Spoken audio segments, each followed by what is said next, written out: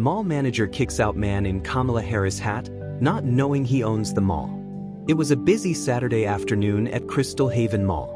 The usual weekend hustle had taken over, and the air was alive with the sound of chatter, footfalls, and the occasional jingle of the door as more shoppers walked in. The food court was crowded, the stores teeming with people trying on clothes, browsing the latest gadgets, and grabbing last-minute gifts. In the midst of it all, the staff at the mall were running around, keeping everything running smoothly. Behind the polished counters of a well-known coffee shop, Karen, the manager, surveyed the scene with a practiced eye. She'd been running this place for years, and in that time, she'd built a reputation for herself as someone who didn't tolerate nonsense. She'd cultivated the kind of atmosphere where the rules were clear, and customers either followed them or didn't get served. It was that simple. But lately, Karen had become increasingly frustrated with what she saw as a new wave of entitled attitudes sweeping through the mall. It wasn't just the customers who were causing her stress, it was the subtle shifts in the way people were acting. The once calm and predictable environment had started to feel more chaotic. She was tired of it. She'd seen enough of this political nonsense in the mall lately, especially with certain individuals pushing their opinions onto others. And today, that irritation reached a boiling point. It was then that he walked in. A man in his late 30s, dressed in a simple blue jacket, a pair of jeans, and a Kamala Harris hat perched on his head. The boldness of the hat caught Karen's attention almost immediately. The large, unmistakable font and the graphic of Kamala Harris's name made it clear.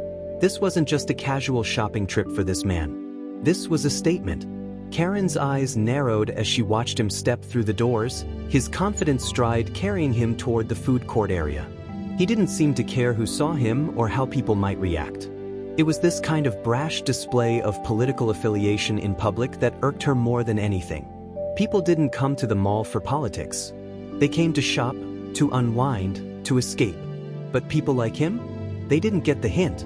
They were everywhere lately, wearing their opinions like badges of honor, forcing everyone else to take notice. With a huff, Karen straightened up from her post at the counter. She made a mental note to keep an eye on him. It wasn't that she was opposed to freedom of expression, she was all for it, within reason. But this felt different. He was flaunting his political views in a place where it wasn't welcome, where it could spark division among customers. And as manager, it was her job to make sure that didn't happen. The man wandered into the food court, looking for a place to sit, but Karen had already decided he wasn't going to stay long. She marched up to the floor, her heels clicking sharply against the tile. She was determined. As she approached him, she could feel her pulse quicken. She wasn't about to let this guy's political statements spoil the atmosphere in her mall. "Excuse me," she said, her voice sharp but polite, catching his attention. The man turned to face her, his expression calm, but with an underlying curiosity. "Can I help you?" he asked, not even flinching at the directness of her tone. Karen stood a little taller. "I need you to take off that hat," she said, gesturing toward his Kamala Harris hat. "This is a family-friendly mall, and we don't allow political statements like that here." The man blinked, clearly taken aback by her boldness. He glanced around the food court, then back at her. "I'm just here to have some lunch," he said slowly, as if trying to make sense of the situation. Karen's lips curled into a thin line. She wasn't here for explanations. "I don't care what you're doing. I've got a lot of customers who come here to escape that kind of thing. I don't want any trouble." The man's brow furrowed. "It's just a hat," he said, his voice calm but now tinged with a note of confusion. "I don't see why it's a big deal." Karen's voice grew sharper, more insistent. "It's not just a hat. It's a political statement, and I'm not going to let you cause a scene. If you want to stay here, you'll take it off. Or I'll have to ask you to leave." For a moment, the man simply stared at her. His expression softened slightly, but the initial shock was quickly replaced by a quiet determination. "I'm not taking off my hat," he said simply, his tone measured but firm. "I'm not here to cause trouble." Karen's eyes flashed with annoyance. This was exactly what she had expected. Another person who thought they could do whatever they wanted, flaunting their political views and making everyone else uncomfortable. She wasn't going to stand for it. She straightened her shoulders, her voice cutting through the air like a knife. Then I'm going to have to ask you to leave, she said, already preparing to walk away and call security if needed. The man didn't move, but Karen noticed a flicker of something in his eyes, something she couldn't quite place. He wasn't upset, wasn't arguing back the way she had expected. Instead, there was a calmness in his demeanor that unsettled her. It was almost as if he wasn't worried about being kicked out. It almost felt like he knew something she didn't. "I'm sorry you feel that way," he said quietly, his gaze never leaving hers. "But I'm not leaving. I haven't done anything wrong." Karen's patience was wearing thin. She could feel the anger rising in her chest as she prepared to escalate the situation. "I don't care if you think you've done something wrong or not. This is my mall, and I make the rules. If you don't follow them, you leave."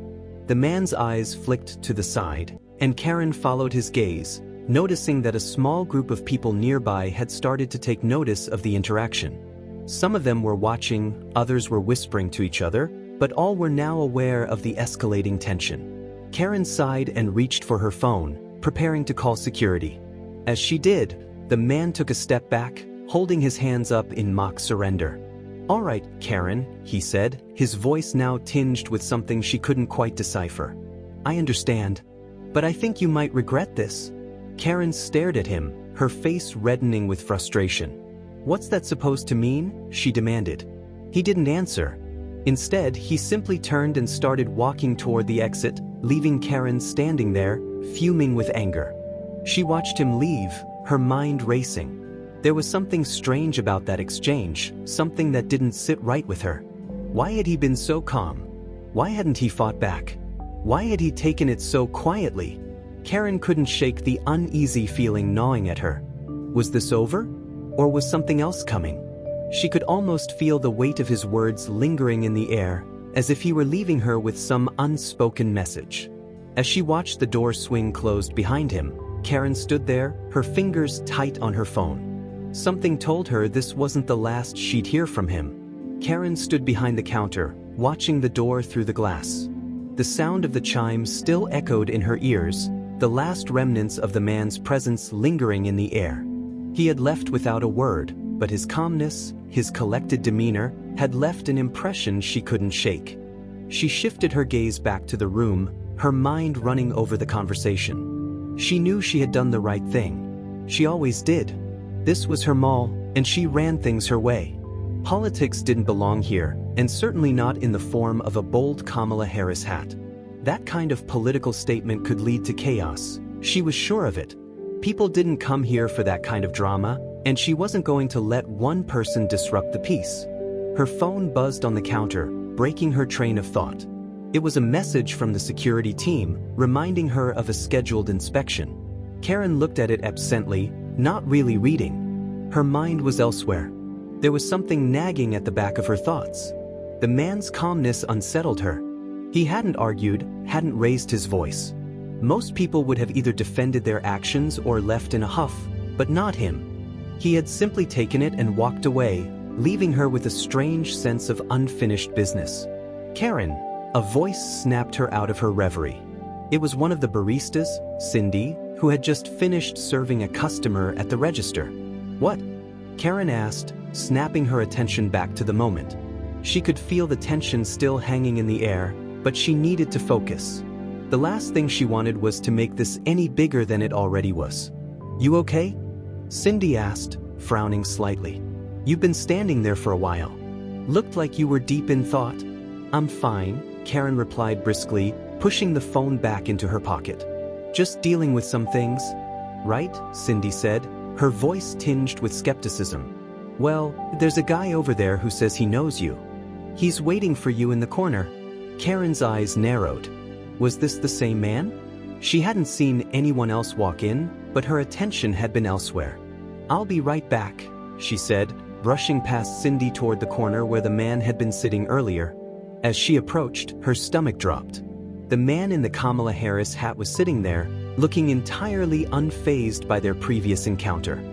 His presence was calm, almost peaceful, but there was a distinct air of authority about him now. His demeanor had changed since she had seen him last. He was no longer a stranger. He was someone who had a purpose, and that made Karen feel even more uncomfortable. She stood there for a moment, not sure if she should say anything. Her words still hung in the air from their last exchange. She had been so certain of herself then, so sure that she was in control. But now, standing before him again, she felt the weight of uncertainty pressing down on her. He looked up at her, offering a small, nonchalant smile, but it didn't reach his eyes. His gaze was steady, calm. He didn't seem to have any of the frustration or anger that Karen had expected. Instead, he simply gave her a brief nod. "I think we need to talk," he said quietly, his voice smooth but firm. Karen crossed her arms defensively, still standing a few feet away from him. "What about?" she asked, her tone sharp. "I told you already, this isn't the place for your political views." The man chuckled lightly, but it wasn't a laugh of amusement. It was dry, knowing, almost like he was humoring her. "I'm not here to argue with you about that," he replied. "I'm here to talk about something a bit more important." The casual confidence in his voice irked her. It wasn't the tone she was used to hearing, especially not after what had just happened. He should have been embarrassed, apologetic, or at the very least, defensive. But instead, he spoke like he was in control of the situation. It made her more uncomfortable than she cared to admit. "I don't think we have anything else to discuss," Karen said, trying to mask the unease in her voice. "You've already been told what our policies are. I don't need to say it again." He didn't respond immediately. Instead, he sat back in his chair, observing her quietly, letting the silence stretch between them. Karen shifted on her feet, feeling the weight of the awkwardness growing. She hated this feeling, this sense that she had lost control.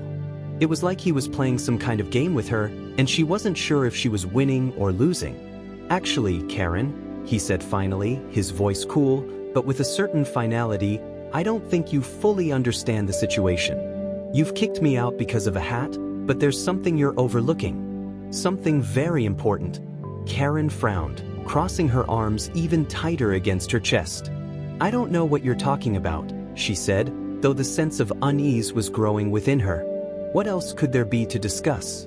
She had told him to leave and he had left. That should have been the end of it. He leaned forward slightly, his voice dropping to a more serious tone. "You see, Karen, I'm not just some random customer. I'm not some guy you can throw out on a whim. I am the one who holds the keys to this place." Karen's frown deepened, confusion sweeping over her. She had no idea what he meant. What did he mean by holding the keys? Was he trying to make some sort of joke at her expense? "I own this mall," he said plainly, his words slicing through the tension in the room. He said it so matter-of-factly that Karen's heart skipped a beat. Her mind raced. The owner? How could that be? She hadn't even recognized him as someone of any importance. The more she thought about it, the more she realized she had made a huge mistake. A mistake that might cost her more than just her pride. "You're the owner?" Karen asked, her voice sounding less confident than she had intended. The man nodded, his expression unreadable. "Yes, Karen. I'm the new owner of Crystal Haven Mall. And you just made a very costly decision by kicking me out?" For the first time in the conversation, Karen felt like her world was crumbling around her. She hadn't known who he was. She hadn't bothered to ask. She hadn't even thought to consider the possibility that he might be someone of importance. She had just acted on her gut instinct, judging him based on his shirt, based on his appearance, without giving him a chance. And now it was too late. She opened her mouth, but no words came out. The situation was more than she could handle.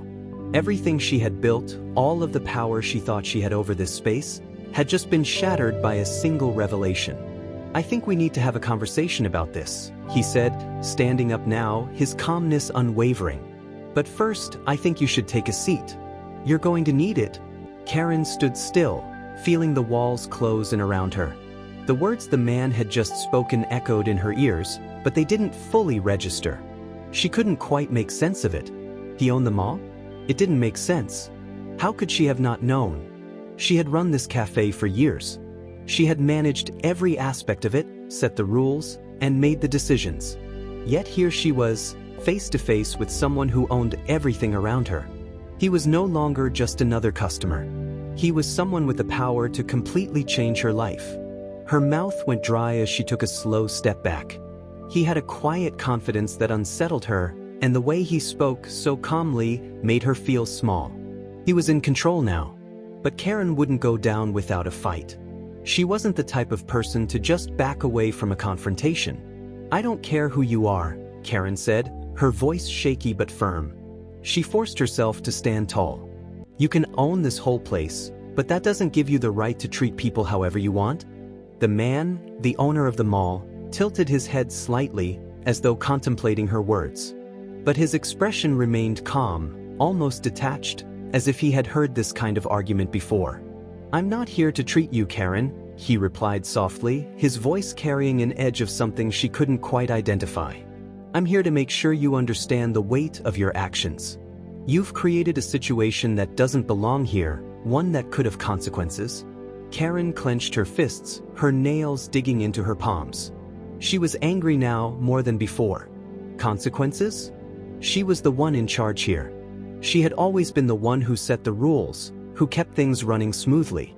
She wasn't going to let this man intimidate her just because he was the new owner of the mall. Consequences for what? Karen snapped, her voice rising. "You think because you own this place you can come in and push people around? You think you can bully me?" He raised an eyebrow at her, unfazed by her outburst. "I don't have to bully anyone, Karen. I simply enforce the standards I believe in. The ones that ensure this place stays civil and welcoming for everyone." Karen took a step forward, meeting his gaze directly. She wasn't going to back down now. "You don't know me," she said coldly. "I've been running this cafe for years, and I've always maintained a certain atmosphere. If people don't like it, they can leave. That's my decision." The man sighed, the sound heavy and resigned, as though he had already heard this argument hundreds of times. "Karen, this isn't about your atmosphere. This is about how you treat people. You're not running this cafe alone anymore. You're not the final authority here. That's what you've forgotten." Karen felt her face flush with anger. "And what are you going to do about it?" she challenged. "You're just going to walk in here and take over? You think you're going to scare me into submission?" The man's eyes narrowed, but his voice remained calm, unwavering. "No, Karen. I'm not trying to scare you. I'm simply here to ensure things are done right." He leaned in just slightly, his gaze locked on hers. "And let me be clear, this place isn't yours to control anymore. I have the final say." For a moment, Karen stood frozen. The words hit her harder than she expected. The finality in his voice made her stomach twist. The sense of power she had carried with her for so long was slipping through her fingers. She had never been challenged like this before, and it left her feeling exposed. It wasn't just about the cafe anymore, it was about her entire position in the mall. She couldn't let him see her weakness, though. Not now. Not ever. "I still don't understand why you're even bothering with me," she said, forcing her voice to remain steady, though she could feel the cracks forming. "If you're so important, why not just fire me? Why the show of teaching me a lesson?" He smiled, a small, knowing smile that made Karen's blood boil. "Because you're important, Karen. And I'm not here to fire you." "Not yet?" Karen's heart skipped a beat. "Not yet? What did that mean? You've built a reputation for yourself here. People know you, respect you," the man continued, his voice thoughtful. "But that doesn't mean you're immune to the consequences of your actions. And right now, your actions are out of line." Karen felt a shiver run down her spine. This man, whoever he was, wasn't backing down. He was calm, collected, and in control, and that made her feel more on edge than she cared to admit. "Look," she began, trying to regain control of the conversation, "I'm sorry if I upset you or your beliefs. But this is a business. And I have to make sure that my customers are comfortable. That's my job." He shook his head slowly, cutting her off. "It's not just about your customers, Karen. It's about respect. It's about creating an environment where people can feel safe, where differences aren't weaponized, where everyone is welcome." The words hit her harder than she expected. He wasn't talking about the cafe anymore. He was talking about the whole mall. He was talking about the world beyond the walls she had so carefully built for herself. Respect. The word lingered in the air, almost like a challenge. "I didn't mean to offend anyone," Karen said weakly, feeling the anger she had felt earlier start to drain away. It was replaced by something else, something unfamiliar. Regret. The man studied her for a moment before speaking again, his voice still calm, but now carrying a slight note of finality. It's not about what you meant, Karen. It's about what you did.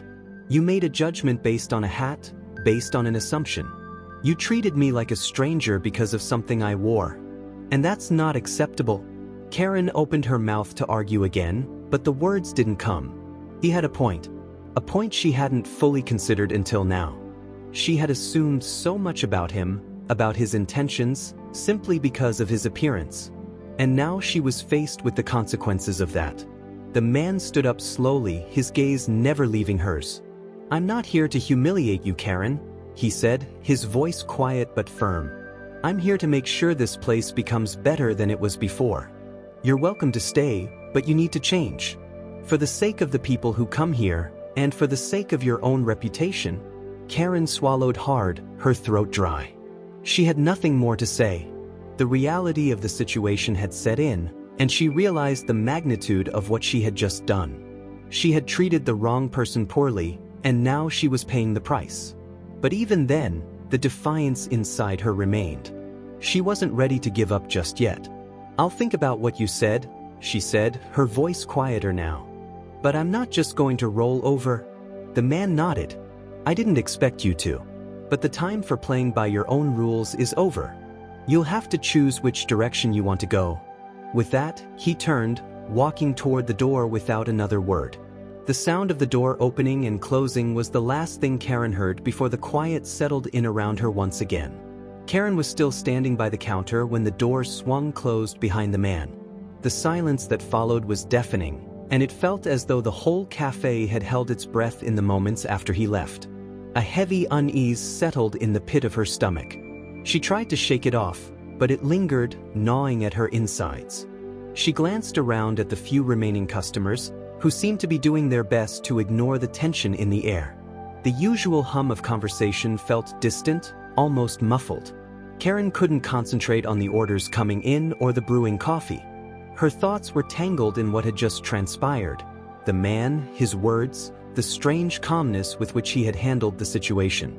It all felt wrong, like she was being dragged into something bigger than she had anticipated. She had felt powerful when she called the shots. But now, with his departure, she felt smaller, almost irrelevant. She shook her head. She wasn't going to let one person undermine her confidence. She couldn't. She had built this place up, worked hard to make it successful, and she wouldn't let some stranger with a political agenda shake her. She had made her decision. He wasn't welcome here, no matter who he was. But even as she thought those words, they didn't feel as solid as they once did. She had no idea who he was, not really. And now, that seemed like a crucial detail. Who was this man, and why did he have such a quiet, undeniable presence? There was something about him that made her feel uneasy. Something she couldn't quite place, but now it was all she could think about. "Karen, are you okay?" Cindy's voice cut through her thoughts. Karen turned to see her standing by the counter, concern etched on her face. She hadn't even noticed Cindy approaching. "I'm fine," Karen said quickly, trying to sound more composed than she felt. She forced a smile, though it felt thin and unconvincing. Just a little thrown off. "You know, some people just can't take a hint." Cindy didn't seem entirely convinced, but she nodded and went back to tending to the register. Karen watched her for a moment, feeling the unease in her chest grow. It wasn't like her to let anything get to her. But this was different. This wasn't just about a customer making a political statement. This was about being humiliated, about being forced to confront her own biases and actions. And the more she thought about it, the more she realized she had made a mistake, a big one. Karen's thoughts were interrupted when the door opened again. She didn't expect it to be the man. She didn't even want to see him again, not yet, at least. But when she looked up, her heart nearly stopped. Standing in the doorway was a group of mall security officers.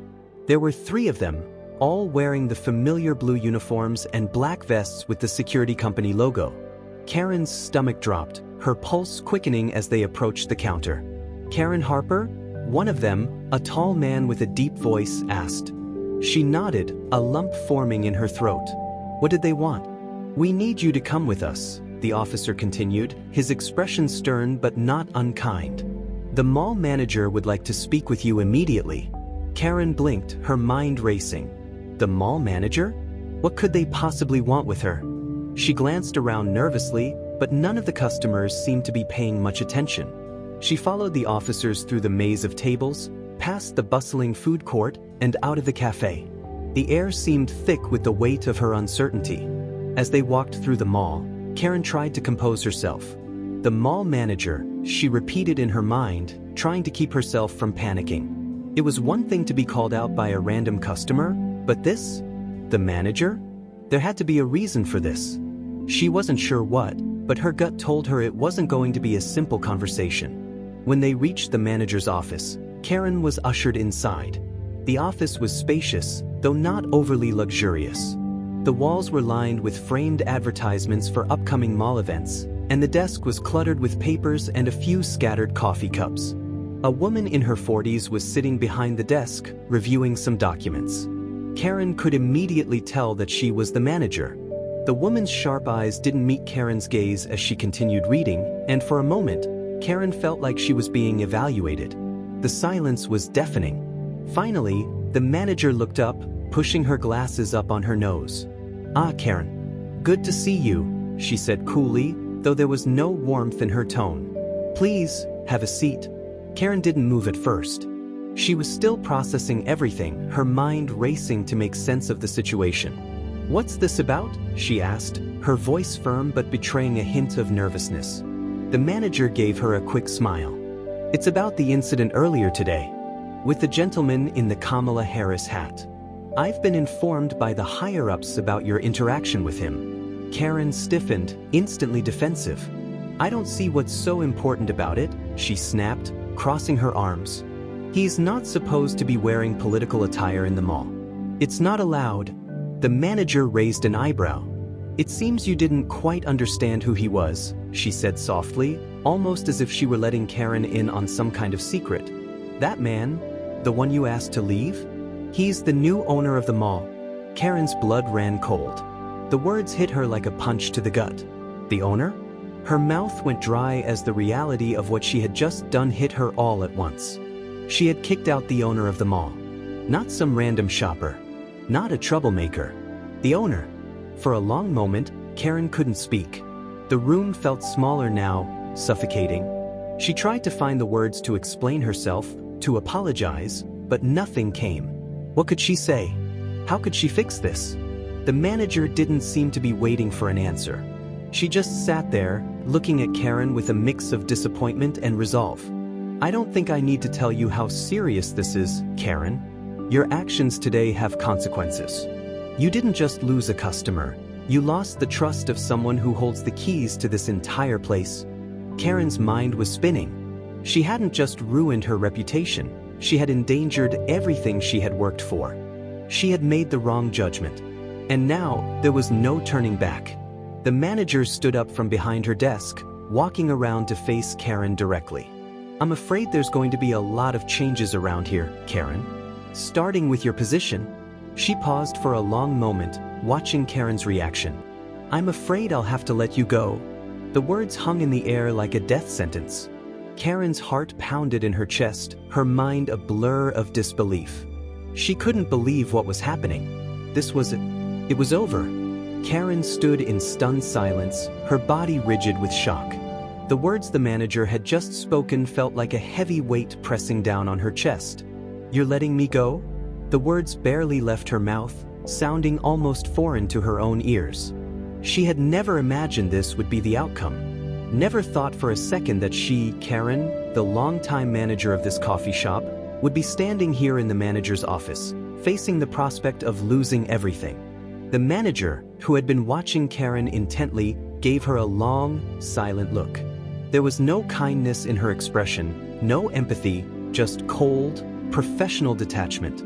Karen was certain that the woman had already made up her mind, and that no amount of pleading or explanation could change it. "I don't think you understand the gravity of the situation," the manager finally said, her voice cutting through the thick tension in the room. "You've made a serious mistake, Karen. A mistake that goes beyond just bad customer service. You've alienated someone who is key to the success of this mall. Karen's hands clenched into fists at her sides. She didn't know whether it was the humiliation, the fear, or the deep sense of regret that had begun to settle in her stomach, but she could feel the heat rising in her chest. She had always been confident in her decisions, in her ability to handle any problem. But this was different. It was a mistake that could cost her everything. Who was he? Karen asked, the words leaving her mouth almost in a whisper, as if speaking the question out loud could somehow make the situation more real. She knew she had messed up, but she hadn't fully understood the extent of her error. She had acted on impulse, assumed that a person wearing a Kamala Harris hat would be nothing but trouble. She hadn't asked, hadn't bothered to get to know him. The manager sighed, looking at Karen like she was explaining something elementary to a child. He's the new owner of the mall, she said, as if it were the most obvious thing in the world. The man you kicked out today? He owns this entire mall now. This cafe, every store, every inch of space here, it's his. And you didn't just disrespect him, you humiliated him in front of customers. That's not something you can undo. Karen felt the floor drop out beneath her. She had never imagined something like this. She had assumed that a man with a Kamala Harris hat wasn't someone who could possibly be of any importance in this place. But now she realized just how wrong she had been. Her own bias, her snap judgment, had led her to make a catastrophic mistake. She could feel the color draining from her face, her thoughts spinning in a haze. The owner, she managed to say, barely above a whisper. Her mouth felt dry, her head spinning with the implications. She could see the manager's gaze soften for just a second, but the sharpness returned quickly. Yes, the owner, she confirmed, her tone blunt. And it's not just about this cafe, Karen. You've undermined the authority of someone who holds the power to change everything in this mall. And to make matters worse, you did it publicly. You've shown the world exactly what you think of him, based entirely on a political statement. Karen's mind reeled. How had she missed that? How had she not seen the signs? The man had been calm, composed. He hadn't reacted the way someone with power usually would. He had been reserved, almost detached. And yet, Karen had acted as if she were in control, as if she could throw anyone out who didn't fit into her narrow view of the world. Her hands trembled slightly as she ran them through her hair, trying to gather her thoughts. The more she thought about it, the more she realized the depth of her mistake. It wasn't just about a bad judgment call. It was about something much more insidious. Her assumptions about the man had been rooted in her own biases, and she had allowed that to cloud her judgment. The result? She had kicked out the person who could single-handedly destroy her career. The silence between them felt unbearable. Karen could hear her own heartbeat pounding in her ears, each thud like a reminder of the situation she now found herself in. She opened her mouth, but no words came. What could she say? There was nothing to explain. There was nothing that could undo what had been done. You understand now, don't you? The manager continued, her voice still cold and matter-of-fact. You've made a decision, Karen, and now you have to face the consequences. Not only did you insult someone of great importance, but you also proved that you're not capable of handling the responsibility of managing this place. You have to think about the reputation you've built here. The people who come in, the ones you work with, they're watching you, Karen. They're seeing how you handle this situation. And you failed? Karen's breath caught in her throat. It felt like everything was crumbling. She had built this cafe from the ground up, and now it seemed like the foundation had cracked beneath her feet. She had prided herself on being a manager people could trust, someone who didn't tolerate disruption. But this was a betrayal of her own principles. She had betrayed herself, and the consequences were staring her in the face. So what happens now? Karen asked, the words coming out in a rasp. What am I supposed to do? The manager's eyes remained hard as she looked at Karen. You're going to have to figure that out, Karen, she said, her voice unwavering. As of now, I'm going to have to report your behavior to the higher-ups. I don't know how this is going to shake out, but I'm afraid I can't just let this slide. You can keep your position, if you prove you can change, but I doubt you'll be able to. Karen felt her chest tighten. She had no answer. No way to make this right. The realization was like a punch to the gut. She had lost everything. For the next few moments, Karen stood motionless, staring at the manager. There was nothing left to say. The woman didn't look angry. She looked disappointed, like she had seen this before, like she had expected this outcome all along. And that only made Karen feel worse. "Get in touch with HR," the manager added dismissively, turning her attention back to the papers on her desk. "I'm sure they'll want to handle the situation." Karen stood there for another moment, rooted to the spot. She wanted to say something, to argue, to explain. But it was too late. The damage was done. The owner of the mall had been disrespected. And she, Karen, had lost control. Finally, she turned on her heel and walked out of the office, her footsteps heavy and slow. She had no idea what the future held, but she knew one thing for sure: the mall would never be the same for her again. Karen's legs felt heavy as she made her way back to the cafe. The weight of the conversation with Marcus, combined with the crushing realization of her mistake, felt like a suffocating burden. The bustling sounds of the mall around her were muted in her ears, as if she were trapped in a fog of her own making.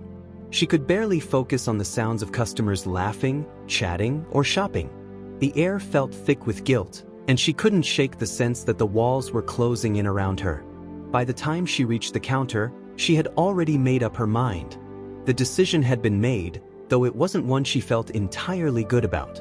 There was no escaping the consequences of her actions, and it was becoming clear that the mall was no longer a place where she was safe from those consequences. When Karen stepped back behind the counter, she saw Cindy looking at her with an expression that said everything. The barista had been there long enough to know when Karen was upset, and today, the signs were all too clear. Cindy didn't say anything, just gave Karen a hesitant, sympathetic glance before turning back to her work. It wasn't the reassurance Karen was hoping for, but at this point, she didn't have the energy to pretend anymore. She couldn't lie to herself or anyone else. Karen's mind was spinning, each thought crashing into the next. She couldn't even process everything. The realization that the man she'd kicked out earlier was the new owner of the mall kept looping in her mind. He had walked into her cafe, completely unnoticed, and she had dismissed him, treating him like any other disgruntled shopper. But he wasn't just any shopper. He was the one who now had the power to change everything. And she had turned him away. She had tried to justify it, the hat, the political statement, the assumptions that she made about him. But now she knew that none of it mattered. What had mattered was respect, something she hadn't shown him, nor had she shown anyone else who didn't fit into her narrow, rigid worldview. It wasn't just about the hat, it was about how she had judged him based on a superficial notion of who he was. As she looked around the cafe, Karen could feel the walls of her career closing in. She could sense the moment when her authority was slipping away, when the floor beneath her feet had started to crumble. The more she thought about it, the more she realized that her pride had blinded her. She had let it take the wheel and had ignored the possibility that she could be wrong, that someone could be better or more significant than she had assumed based on appearance alone. The phone on the counter buzzed. Karen reached for it absent-mindedly, checking the screen. It was a message from the mall manager, asking her to meet in the office. Her heart sank. She knew what was coming. There was no more running, no more hiding. The consequences of her actions were about to be handed to her, and there was nothing she could do to stop it. Taking a deep breath, Karen stood up, her legs weak but determined. She didn't want to go. She wanted to hide, to pretend none of this had happened. But deep down, she knew that wasn't an option anymore. The damage had been done. She had to face it. She had to accept it. The walk to the manager's office felt like a journey to her execution. Her mind raced with 1,000 thoughts, none of them helpful. What could she say? What could she do to fix it? But she knew the answer. There was no fixing it. She had judged someone, and now that judgment had come back to bite her. She could feel the sting of that mistake at the back of her throat, thick and bitter. When Karen reached the manager's office, she didn't need to be told to sit. She did so automatically, taking the chair opposite the manager, who was sitting behind her desk, her expression unreadable. "Karen," the manager began, her voice even, almost too calm. "I've been informed that you've had a rather unfortunate interaction today with the owner of the mall. Karen's stomach twisted. She had hoped she could avoid the words for just a little longer, but she knew this was inevitable. Yes, I made a mistake, Karen admitted, her voice strained. She hadn't expected to be so honest, but it was the truth. I didn't realize who he was. The manager didn't respond immediately. She just looked at Karen, studying her as if weighing her words. I'm glad to hear you acknowledge that. But that doesn't change the fact that you made a decision without knowing the full picture. Karen swallowed hard. The manager wasn't giving her any breaks. This was exactly how she had expected it to go, swift, clean, and without sympathy. She had crossed a line, and now there were consequences. I wasn't thinking clearly, Karen said, her voice quieter now. I let my assumptions get in the way of judgment. And now I've ruined everything. The manager leaned back in her chair, her eyes never leaving Karen. You've made an error, Karen, but it's not just about one mistake. It's about the way you've handled yourself, the way you've treated people. You've demonstrated a lack of respect for others, and I'm afraid that's not something we can overlook. Karen felt a pang of guilt. She knew that the manager was right. She had always prided herself on being a good leader, a good manager. But today she had failed. And now she was paying the price. She had taken people's kindness, their willingness to help, for granted. She had thought she knew better, and now everything was falling apart because of it. The manager sighed. You're not going to be fired, Karen, she said. Karen's heart skipped a beat, the slightest glimmer of hope flickering.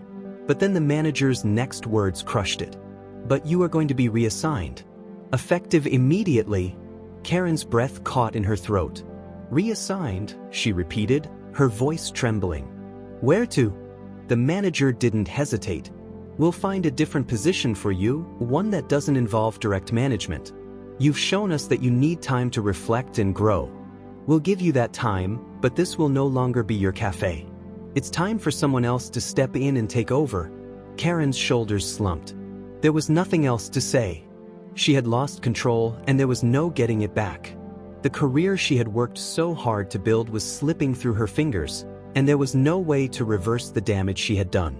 She couldn't just walk back into the cafe and pretend everything was fine. She couldn't ignore the fact that her own actions had put her here. I understand, Karen whispered, the weight of her mistake settling heavily on her chest. The manager nodded, a faint glimmer of approval in her eyes. Good. Take some time to think about what you've learned today, Karen. We'll see if you can apply it to your new position. With that, Karen stood up, her heart heavy but her mind finally clear. She was facing the consequences. And even though it wasn't the end of her career, it felt like the end of everything she had known. There was no easy way forward. But she knew one thing for sure, she would never make the same mistake again. Wow, what a roller coaster of emotions. If you're anything like me, you've probably been on the edge of your seat, watching as Karen's world came crashing down. She started off confident, running her cafe with what she thought was control, but that quickly unraveled after her judgmental actions against the mall's new owner. We've all been there, right? Making assumptions, jumping to conclusions based on appearances or preconceived ideas. But as this story unfolded, it became painfully clear that we all need to be mindful of how we treat others, especially when we're dealing with people who might not immediately fit our expectations. Karen's downfall was hard to watch, but it's a crucial lesson for all of us. The moment she assumed that a man wearing a Kamala Harris hat was simply there to stir up trouble, she made a fatal error, not just for herself but for her career. It's a reminder that judgment should never be based on superficial traits or the external things that don't define a person's worth or character. As the story shows, we don't know what's going on behind the scenes or who someone truly is until we take the time to listen and understand. Now, let's think about the bigger picture. This story isn't just about Karen. It's about all of us. How often do we judge someone by their appearance, their political views, or something we don't understand? How many times have we failed to see the full story? The thing is, it's not just about recognizing that people make mistakes. It's about understanding that even in those mistakes, there are consequences. And sometimes, those consequences can be life-changing. But perhaps more importantly, they can serve as powerful learning experiences.